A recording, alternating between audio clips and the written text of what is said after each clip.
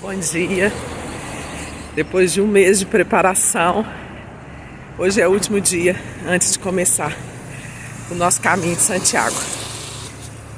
Para quem me conhece, né, sabe que além de pesquisadora, eu sou peregrina, já fiz 4 vezes o caminho de Santiago e agora estou aqui na Universidade da Corunha, na Espanha, fazendo uma investigação a respeito dos caminhos de Santiago, né, que são vários caminhos que saem de lugares diferentes, e como esses caminhos contribuem para o desenvolvimento local, contribuem para gerar territórios sustentáveis, especialmente aqui na Galícia, né, e na Espanha, onde vários pueblos, vários locais estão ficando vazios, estão sendo abandonados do ponto de vista demográfico e econômico, são pueblos em declínio, né?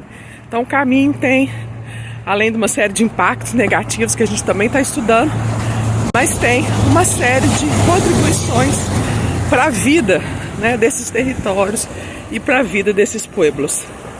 Essa pesquisa ela está sendo realizada aí com o aporte da Lei Paulo Gustavo, né? E aqui na Corunha estou sendo recebida com muita atenção, muito carinho pela equipe, né, do grupo de investigação turística da Universidade de Corunha, coordenado pelo professor Jackson Renner Soares. Então, quem quiser acompanhar essa história, que vem comigo, que a partir de amanhã a gente tem diariamente notícias, né, e um pouco da história e do percurso desse caminho. Um abraço, até lá. Bom, aí você me pergunta, mas Clarice, por que você não, além de ser peregrina, né, fazer os caminhos, você decidiu pesquisar os caminhos? Eu percebo que Minas Gerais tem construído hoje uma série de caminhos, né, ou reconhecido uma série de trajetos que a sua população já faz, né, que são os roteiros da fé, os caminhos da fé. Hoje são, pelas pesquisas que eu tenho feito, são em torno de 15 caminhos da fé já instituídos ou instituição em Minas Gerais. E esses caminhos podem se inspirar, podem se reconhecer e podem absorver as experiências num caminho de Santiago, que apesar de ser milenar, é um caminho que há poucas décadas começou a ser estruturado como roteiro, como destino, uma estrutura para ser realizado. Então eu acho que as experiências dos caminhos de Santiago e de como eles têm sido construídos e fortalecidos como roteiro pode contribuir muito para as experiências de Minas Gerais. Além do que, é importante a gente entender as possibilidades de desenvolver os territórios através do turismo, né? Do turismo aí de caminhada, seja ela com objetivo religioso, como é o caso de alguns caminhos, seja ela caminhada de natureza, né? De aventura, enfim, e aquelas pessoas também que estão em busca de fazer os caminhos para conhecer a cultura, né, desses territórios. Então essas são as minhas principais motivações e objetivos. Eu espero que a pesquisa contribua de fato para a gente entender como as coisas funcionam melhor e contribuir para esse desenvolvimento de Minas Gerais. Grande abraço, até amanhã.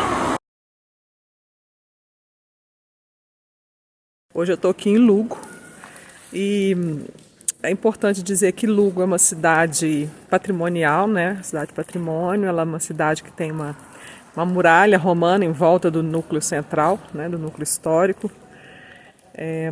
E ela então tem uma série de atrativos, né? Para aquele peregrino que vem de outro lugar, mesmo com chuva como hoje, tem uma série de coisas para fazer, né? Tem museu para visitar, tem catedral, tem show, né, apresentação cultural, tem os bares, tem uma gastronomia rica, então uma série de ofertas de gastronomia e uma série de locais de hospedagem também. Estou destacando esses aspectos porque são aspectos importantes para quem chega num lugar, mesmo cansado, mesmo tendo caminhado o dia todo, chega no lugar e quer encontrar alguma coisa. né? Então, quando a gente pensa nos caminhos de Santiago e também a gente pensa nos caminhos de Minas, é importante lembrar que o que faz a diferença para quem caminha é a experiência. Então, não é comprar souvenir e carregar, porque é difícil carregar, né, com a mochila nas costas, mas é a experiência. Então, o que essas cidades podem nos oferecer de experiência?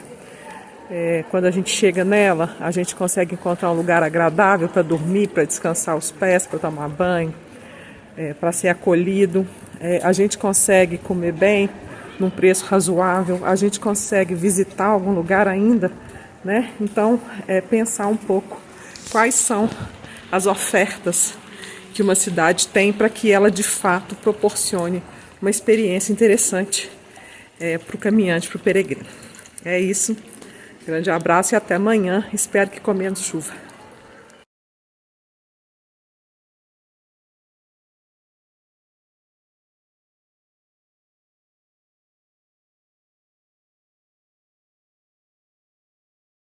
Começando o dia e a primeira lição para qualquer caminho, para um peregrino, é a sinalização. Então, não.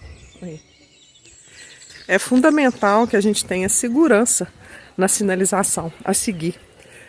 Que os sinais estejam claros, estejam visíveis, que tenham uma regularidade para que a gente não se perca. Aqui eu estou saindo da cidade de Lugo, mas quando a gente entra na zona rural ou em alguma zona que tem rodovia, é fundamental uma boa sinalização. Isso é uma coisa que a gente precisa tomar cuidado, especialmente nos caminhos que estão sendo constituídos, né, em Minas Gerais, que são caminhos muitas vezes privados. O que nós temos aqui na Espanha é um investimento bem alto do governo, das municipalidades e das associações de amigos do caminho que vão se cotizando, vão financiando para poder sinalizar de uma maneira segura a rota. Então, essa é a diferença, né, de um projeto, vamos dizer, estritamente privado, da implantação de um caminho, para um projeto que é abarcado pelo poder público, que é abarcado pela sociedade, que precisa de investimento e que precisa de um tempo para se consolidar. Sem isso, a gente não tem segurança para caminhar e muitas vezes deixa de fazer aquela rota ou aquele caminho por insegurança. Então é isso, hoje a gente tem um caminho curto para percorrer, vão ser só 19 quilômetros, mas eu vou contando para vocês alguma coisa por aí. Um abraço, tchau, tchau. Outro tema importantíssimo, estrada. Aqui, por exemplo, tem o asfalto ali, né? As casas, mas do lado da estrada se constrói um sendeiro, né? Um caminho para que os peregrinos possam seguir em segurança.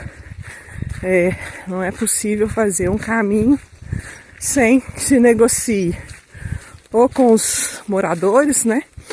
Ou com o poder público, que é detentor da concessão das estradas, para fazer nos lugares onde tem interseção com as rodovias, fazer do lado uma trilha para que se possa caminhar com segurança.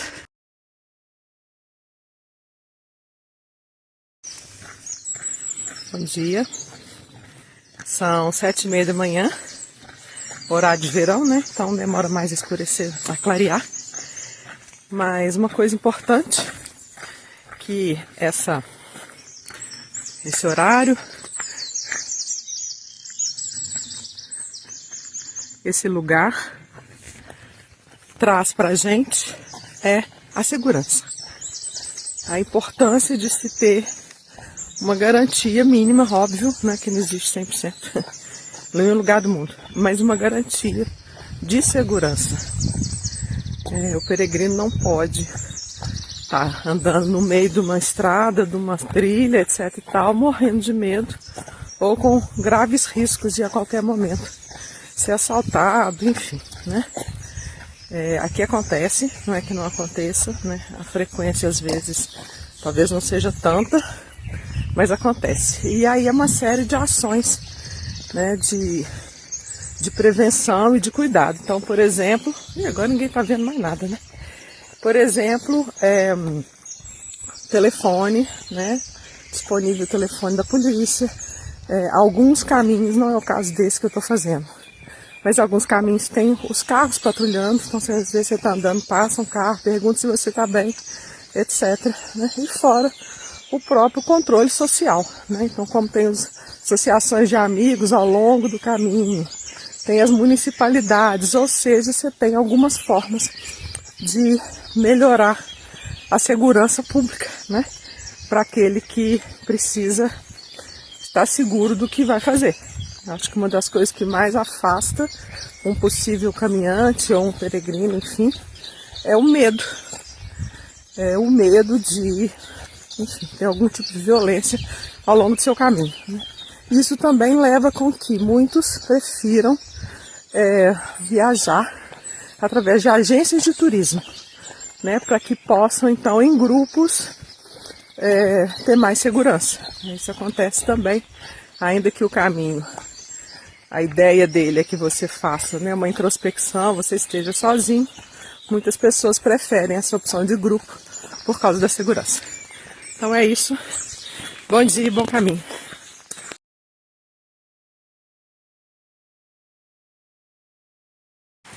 Olá, bom dia. Desculpa o sumiço nesses 2 dias, mas é porque tem chovido bastante. Então fica difícil de filmar e fotografar na chuva, né? Mas eu quero aproveitar hoje para falar um pouco sobre hospedagem. Isso pra gente é muito importante, né?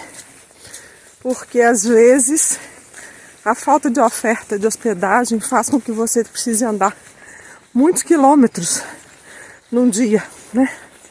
Mais do que aqueles que você consegue ou tem o hábito de caminhar. Aí gera aí cansaço desnecessário, lesões, etc. A oferta de hospedagem é muito importante que ela seja múltipla e diversa, né? Aqui o que a gente vê, por exemplo, que às vezes em 30 e tantos quilômetros, a única oferta de hospedagem que você tem no meio do caminho é uma casa rural, por exemplo, ou enfim, um tipo de hospedagem cara, né, que não é acessível a 90% das pessoas que por aqui passam, né, dos peregrinos, dos caminhantes. Então, a importância de se ter, sim, óbvio, né, um outro tipo de oferta, mais de luxo, enfim, para aqueles que assim o querem e o podem pagar, mas a necessidade de se criar pontos de hospedagem e de pouso ao longo do caminho em espaços mais curtos. Então aqui a gente vê que temos os albergues públicos, né, que são dos municípios, são ou da Junta de Galícia, né, que é como se fosse o estado aí, ou do município, albergue municipal, que são os mais baratos, né, e onde não se pode fazer reserva. Então também há uma certa competição pelas vagas, né? Aqueles que andam mais rápido chegam primeiro. E aqueles que não andam rápido, como é o meu caso, precisam ter oferta de albergues privados, que aí são um pouco mais caros, mas você pode ligar antes e fazer a reserva. Então é importantíssimo também pensar nessas formas alternativas. Aqui, por exemplo, a gente tem camping peregrino, onde já tem as barracas armadas, né? Então você pode, sem ter que carregar a sua barraca, se hospedar nesse camping. Tem também as ofertas de casas rurais, né? Vivendas turísticas, como se chama aqui, por aluguel de quartos. E por fim, lembrando das possibilidades dos albergues religiosos, né? Ou das hospedagens em casas paroquiais, etc., que também fazem parte dessa rede de acolhimento, né, e estrutura ao longo do caminho. Então, só lembrar disso, essa noite mesmo eu dormi num albergue privado, na beira da estrada. O que tem lá? Tem o albergue e do lado uma senhora com um restaurante excelente. é o suficiente para quem precisa pousar e descansar para caminhar no dia seguinte. Então é isso. Hoje ainda a gente chega em Santiago. Tchau, tchau.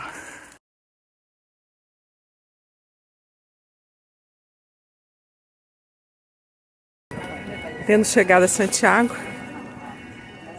o último post, eu acho, dessa etapa vai ser a respeito da certificação, né? Que aqui no caso é a Compostela. Ao longo do caminho a gente vai carimbando, né, a credencial, mostrando que você passou pelos trechos, com as datas, etc. E ao chegar aqui, tendo cumprido o mínimo de 100 quilômetros, você recebe o certificado, que é a Compostela, né, ou Compostelana. Então, esse certificado, ele é um atestado, né, de que você, de fato, realizou a peregrinação. E ele é muito importante, né, porque ele é também uma lembrança de um progresso, um passeio, um percurso pessoal que foi cumprido.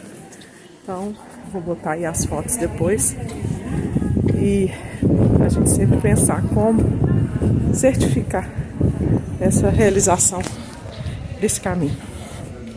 É isso, bom dia.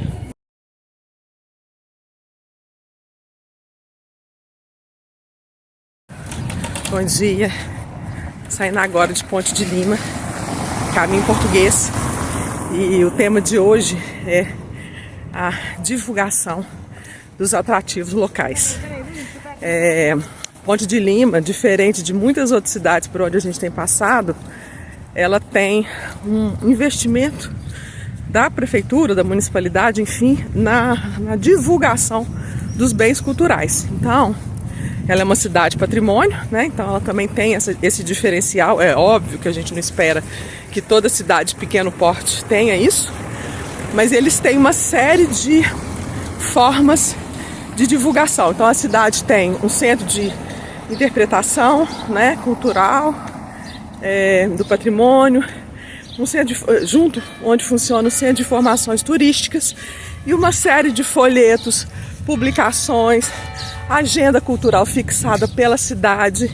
E o mais importante é que você pode tanto pegar um papel, uma coisa para levar, né, e depois você ter mais informação sobre a cidade, como também tem um guia em QR Code.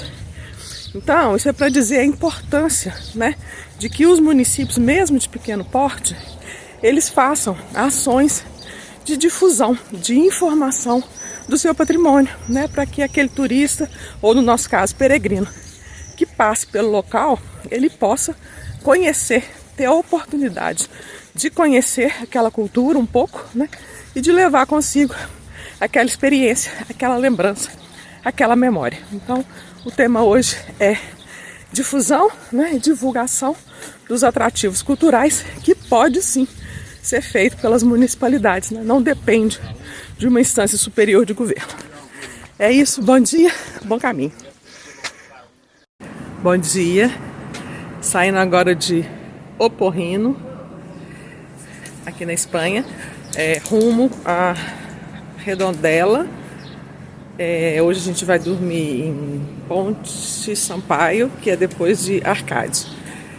Aproveitando aqui esse astral de Porrino, né, que tem a parte da cidade antiga e também a parte da cidade moderna, para falar da importância desse espírito do lugar, né? Às vezes o lugar não tem uma oferta, vamos chamar assim, cultural ou de patrimônio específica, mas ele tem essa ambiência que o turista, ou no caso nosso, o peregrino, ele quer viver, ele gosta de viver, né? Como as pessoas vivem, o jeito de viver, as comidas, os lugares, né? O clima das pessoas. Então esse espírito do lugar, que é um conceito também da área do patrimônio, ele é muito importante, né, nesses lugares, criar experiências, criar ambiências, né, e criar essa possibilidade do turista ou do peregrino conhecer o lugar, suas formas de viver, né, e se sentir ambientado nesse lugar. Então é isso, bom dia, boa caminhada.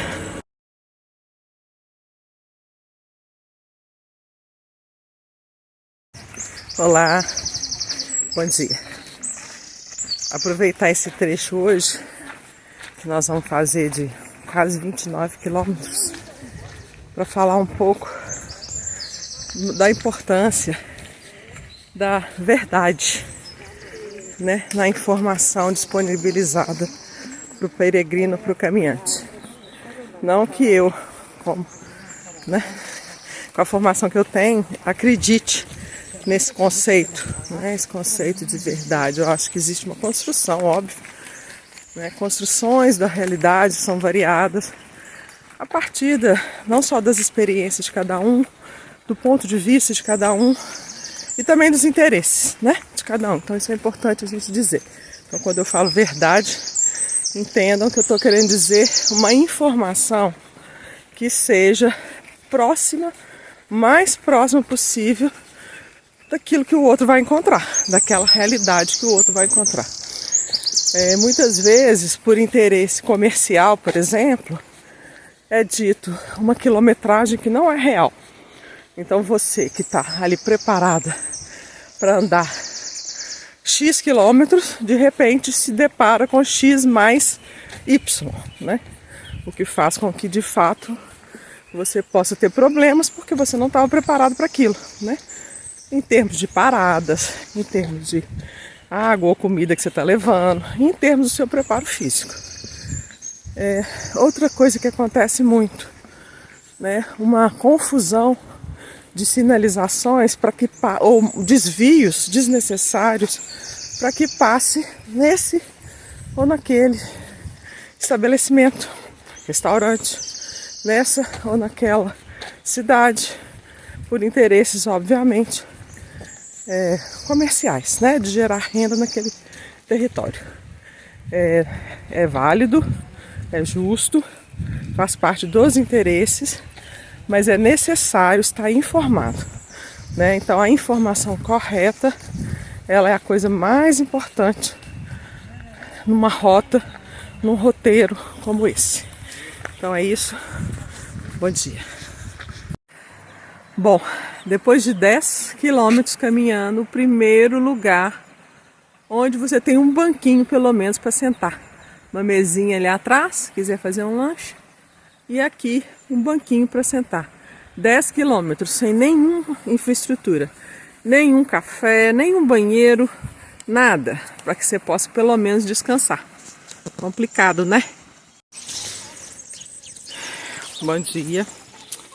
Hoje é o nosso último dia aqui no caminho português, né, de Santiago. E nós estamos passando agora por um distrito, um povoado que se chama Rua de Franco, do Conselho de Tel. E aí aproveitar para poder falar um pouco da importância do envolvimento comunitário. A gente já falou aí num outro momento a respeito da importância das políticas públicas, né, do governo do estado, do governo federal também, né, para a implementação das rotas, da sinalização, etc.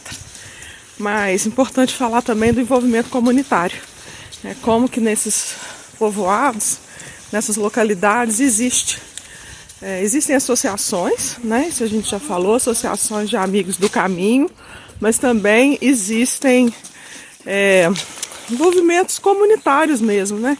De pessoas, de grupos, seja de igreja, seja da prefeitura, que ajudam a sinalizar, a limpar e a manter os caminhos, né? Então a gente precisa sempre pensar que a implementação de uma rota, seja ela turística, cultural, religiosa, como essa, ela tem a necessidade de ter um envolvimento forte da comunidade para que as coisas aconteçam, né? A gente sabe que são muitos desafios a enfrentar, então também muitas mãos são importantes, né, para poder implementar essas ações. Então é isso, envolvimento comunitário, participação, engajamento de todos os entes públicos, mas também dos entes privados e das associações e das comunidades. É isso. Bom dia, bom caminho. Bom dia. despedindo agora de Santiago de Compostela, onde eu vou ficar fora por algumas semanas. O dia amanheceu assim.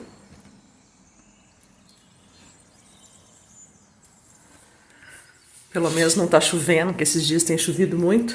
E hoje começa uma etapa nova da pesquisa. Eu vou ser voluntária num albergue de peregrinos de acolhida cristã na cidade de Lugo. Se chama Albergue Nazaré. E lá eu vou exercer as tarefas cotidianas de um hospedeiro voluntário. Registrar os peregrinos, fazer a ficha, mostrar o quarto, roupa para lavar, enfim.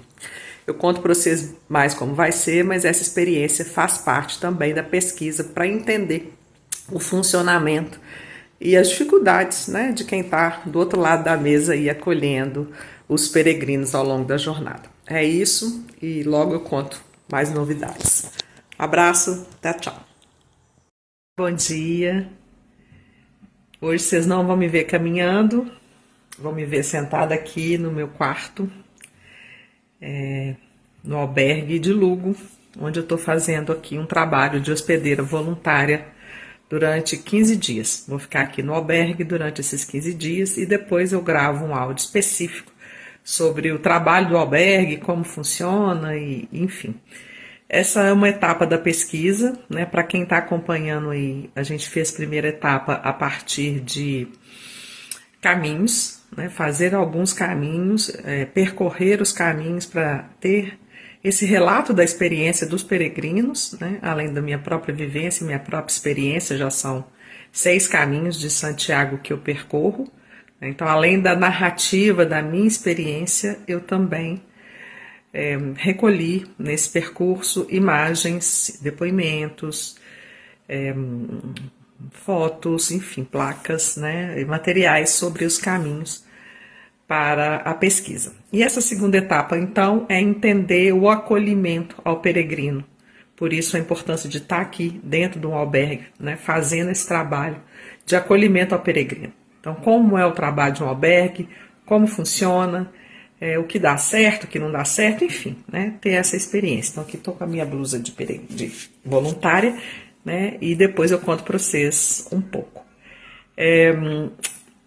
Essa etapa vai ser importante, né, tem esses 15 dias, e depois a gente parte para uma terceira etapa, que vai ser a análise dos dados das entrevistas, né, e dos questionários que nós aplicamos junto aos peregrinos. Então, nós temos aí um número grande de entrevistas e questionários que também vão servir como fonte de pesquisa e de escuta para esse trabalho. Então é isso, seguimos juntos, bora aí, valeu! Olá, bom dia! Tem muitos dias que eu não posto, porque de fato o trabalho aqui dentro do albergue é um trabalho que toma muito tempo e, enfim, dedicação. Agora estou no meu horário de folga, é claro que todo mundo tem que ter folga, todo hospitaleiro, mas só para contar um pouco a rotina de um albergue, como funciona.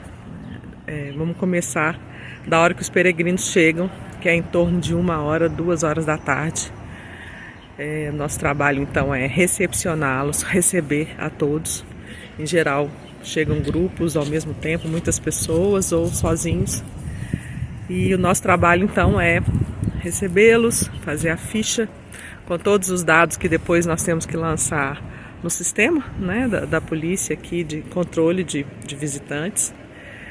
Pegar passaporte, ver se a gente entende a letra do que eles preenchem, enfim, fazer toda essa parte de check-in, encaminhá-los aos quartos, né? Aqui no nosso caso desse albergue onde eu estou, a gente tem toalhas para oferecer, os lençóis, né, descartáveis, enfim, então nós os levamos aos quartos, mostramos onde fica o banheiro, a máquina de lavar roupa, caso queiram, a capela, que aqui, né, é um albergue católico, cristão, então a gente mostra onde está a capela, onde está micro-ondas, geladeira, enfim, mostra a casa para eles, né, e então esse é o primeiro contato, o primeiro trabalho que a gente faz. Isso passa toda a tarde, porque eles vão chegando, cada um no seu ritmo, né, aqui onde nós estamos, a gente, em geral, eles fazem 30 quilômetros para chegar em Lugo. Então tem gente que chega 1h da tarde, quando abre o albergue, e tem gente que chega 5, 6 horas da tarde, né? De acordo com o ritmo e as condições físicas de cada um. Então esse é o primeiro trabalho. Ao longo da tarde a gente faz uma parte bem burocrática, enquanto espera chegar outros, né? Que é colocar todos esses dados no sistema do governo espanhol. E depois à noite começa um momento de... Eles vão sair, querem jantar, saber onde comer, etc. Então, de dar informações, mostrar no mapa, às vezes até levar a pessoa, né, depender da língua, se ela não compreende bem, levar em algum lugar para mostrar onde está o supermercado, etc. Então, essa é a primeira parte do dia, vamos chamar assim, do trabalho do peregrino, né, do hospedeiro, de acolher os peregrinos e estar aí à disposição. No nosso caso aqui a gente fecha às 10 as portas, então até às 10 a gente fica à disposição para acolhê-los, enfim, fechar a casa para dormir. Amanhã eu conto da segunda parte. Tchau, tchau. Olá, bom dia. Estou aqui em Lugo, né? Prometi que ia falar para vocês um pouco desse trabalho, de como é ser hospitaleiro voluntário num albergue, mas nos 2 últimos dias não tive tempo de fazer isso, porque exatamente uma coisa que depois vou contar é como é a rotina diária de um hospitaleiro, que realmente começa às 6 da manhã e termina às 10 da noite. É uma rotina bem intensa, vamos chamar assim, mas eu falo disso depois. Eu quero falar primeiro dos tipos de hospedagem, tipos de albergue que a gente encontra no caminho, né? Eu acho que eu já citei isso em outro lugar, mas aqui é importante dizer que você tem uma oferta, dependendo da cidade. Estou aqui em Lugo, por exemplo, né? Aqui em Lugo você tem uma oferta variada. Então você tem o albergue público, que é o albergue onde eu estou sendo voluntária, que é um albergue das irmãs, né? Ele é um albergue de Irmandade Religiosa, que é o albergue Nazaré aqui, né, das Servas de São José. Você tem os albergues privados, né, onde são empreendedores mesmo, que fazem as hospedagens em camas, né, coletivas. Você tem as hospedagens turísticas, então as habitações ou vivendas turísticas do tipo Airbnb, e são várias também, né, disponíveis aí, tanto Portugal quanto a Espanha, está crescendo muito esse tipo de hospedagem. E os hotéis, né? Aí você tem os hotéis pensão, você tem o hotel do tipo hostel, enfim, né? E todas as categorias aí de hotéis.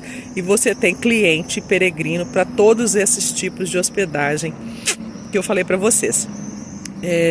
Os albergues públicos, é uma coisa importante de se dizer, eles têm poucas camas, eles são mais baratos, eles custam 10 euros por noite, por pessoa, né, no quarto coletivo. Mas eles não têm camas suficientes para atender a demanda dos peregrinos do Caminho de Santiago. Então o que acontece é uma disputa por camas, né? Aqueles que andam mais rápido chegam primeiro, porque você não pode reservar lugar, né, num albergue público. Então aqueles que andam mais rápido chegam primeiro, eles têm condições de dormir no albergue público, que é mais barato. Os albergues públicos são de excelente qualidade, isso é importante dizer, vigilância sanitária estrita, muito boa, conforto, calefação, em geral tem, esqueci o nome em português, lençóis e toalhas descartáveis, lençóis descartáveis, tem mantas, mas não tem toalhas, então você tem que trazer a sua toalha de peregrino para poder utilizar. Os albergues, como eu estou ali, eles são ou os privados ou os das igrejas, né? Eles são um pouco mais caros, nesse caso uma cama coletiva são 15 euros, mas eles oferecem, além das toalhas, além dos lençóis descartáveis, as toalhas também e as mantas. Então, cada albergue tem um preço, cada um tem um tipo, e a diferença desses albergues que não são os públicos, você pode reservar. Ou seja, você está, hoje vou caminhar até a cidade tal, então você pode ligar e reservar uma cama de forma a poder chegar tranquilamente, sem ter que correr no seu tempo, no seu horário. Então é isso, depois a gente fala mais. Um abraço, bom dia. Bom, amanhã é meu último dia aqui no albergue, em Lugo, de voluntária. E domingo eu já vou para Santiago para começar a parte aí de apresentação dos resultados parciais da pesquisa e tal. Mas eu quero aproveitar esse post aqui para convidar vocês que se voluntariem para fazer trabalhos como esse. A Oficina do Peregrino de Santiago de Compostela aceita voluntariados tanto para o albergue aqui onde eu estou, de Lugo, quanto também para trabalhar na própria oficina de peregrino. Eles precisam de muita ajuda e essa experiência do voluntariado no Caminho de Santiago é realmente uma experiência muito interessante, muito bacana, que eu recomendo. Então, se você topar, quiser me chamar no privado também, é só eu dou o toque e sugestões, né, de possibilidade de fazer esse voluntariado aqui no Caminho de Santiago. Então é isso. O peregrino recebe casa, comida, tem um horário de trabalho, tem as suas funções e o tempo mínimo de voluntariado é de 15 dias. Então é isso. Depois eu conto mais casos, mas do albergue agora a gente está encerrando essa etapa. Agora eu vou aproveitar meu horário de folga e vou tomar um vinho, um bino e uma tapa. Tchau. Estou indo embora de Luco. Vou para Santiago agora, fazer as coisas lá da universidade. Mas é importante aqui deixar como último depoimento dessa experiência que foi ser hospedeira aqui, né? Esses quase 20 dias que eu estive. A importância das equipes é fundamental. Percebi isso aqui, especialmente em caminhos como esse, né? Que são caminhos internacionais. Você tem um grande número de pessoas de todos os cantos do mundo. A necessidade de ter pessoal capacitado nos albergues. Uma coisa é o pessoal que cuida da limpeza, que são equipes terceirizadas. Outra coisa é a gestão, né, que aqui nesse caso é uma gestão das Servas de São José, uma irmandade católica. Mas além disso, precisa ter pessoal especializado, né? Você tem um trabalho pesado administrativo, existe um sistema muito complexo de jogar os dados dos peregrinos no governo, né? No sistema do governo, com uma série de dados complexos. Os peregrinos ficam incomodados com isso, né? E além do mais, toma muito tempo de trabalho. E além disso tudo, a questão da língua, né? Você precisa ter uma pessoa que fale pelo menos 2 ou 3 línguas para atender essa quantidade de peregrinos de outros lugares. Então é isso, é um depoimento da importância mesmo de se ter e capacitar equipes. Buen camino para vosotros também. Tchau. Tchau.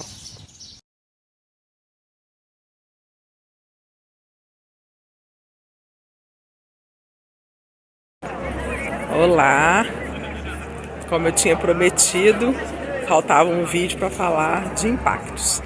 Então nós vamos aproveitar aqui esse dia de sol, nós estamos aqui em frente à Catedral de Santiago, na Praça do Obradoiro. Vocês vão dar uma olhadinha como está agora a praça.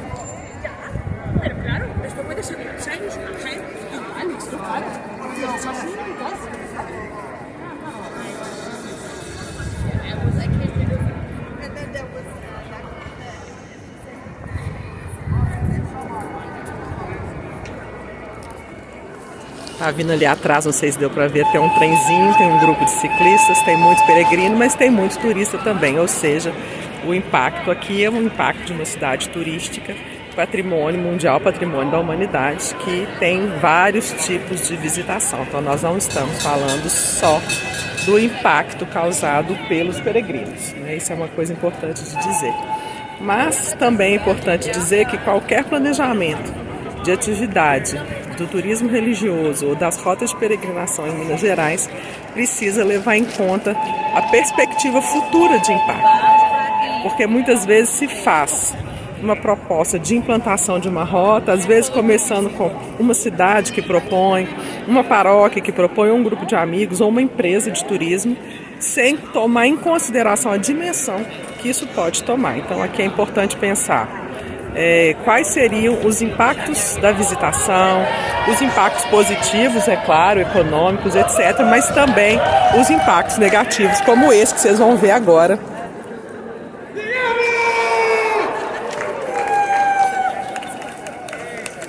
Pessoas muito felizes chegando aos berros, né, e impactando também a vida dos moradores da cidade. Então é isso, pensar para além dos impactos positivos das rotas, né, de geração de renda, etc., também como minimizar ou eliminar os impactos negativos. É isso. Bom domingo de sol aqui.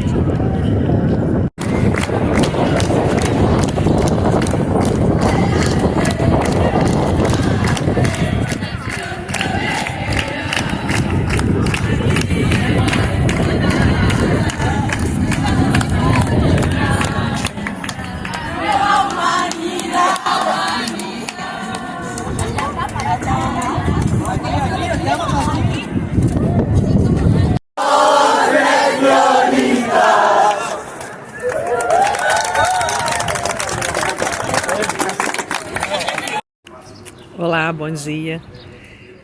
Dando sequência ao vídeo anterior que falava de impactos, né, do turismo e da peregrinação, eu quero falar um pouco o que é viver dentro do impacto, né?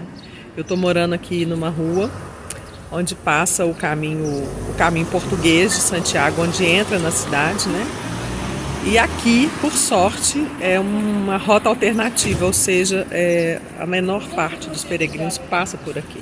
A maior parte passa por outras ruas. E os moradores aqui onde eu estou não se consideram incomodados com esse fluxo, porque ele é pequeno. Mais impacto aqui tem o ruído dos caminhões e das pessoas, que eu parei aqui para vocês ouvirem. É importante dizer que em outros percursos isso não acontece. Na entrada do caminho francês, por exemplo, você vê grandes grupos chegando, como eu mostrei outro dia, cantando, muito feliz da sua conquista, mas impactando a vida dos moradores, né, da cidade. Se vocês quiserem conhecer um pouco mais, tem um movimento Movimento Santiago Resiste, onde vocês podem ver alguns vídeos disso que eu estou contando, né, dessas pessoas chegando e dos protestos que têm sido feitos aqui a respeito dos impactos do turismo, né, de massa e inclusive das peregrinações, né? Lembrando que aqui a gente não tem só peregrino, né? É importante também a gente pensar a partir disso quais são as medidas, né, de mitigação desses impactos, que demandam um estudo complexo, e também o que pode ser feito do lado dos peregrinos, né? De orientação, enfim, conscientização dos peregrinos para que isso não ocorra. Um abraço, tchau, tchau.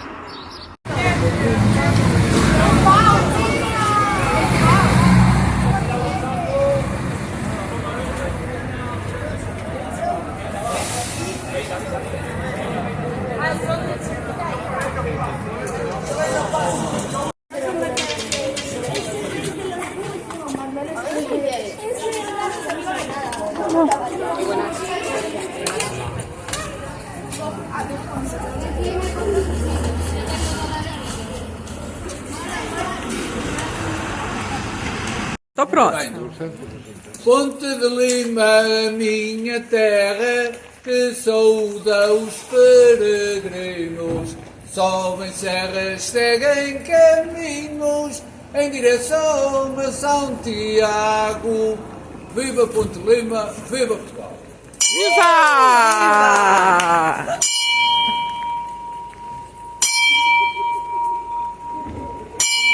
Bom domingo. Obrigada.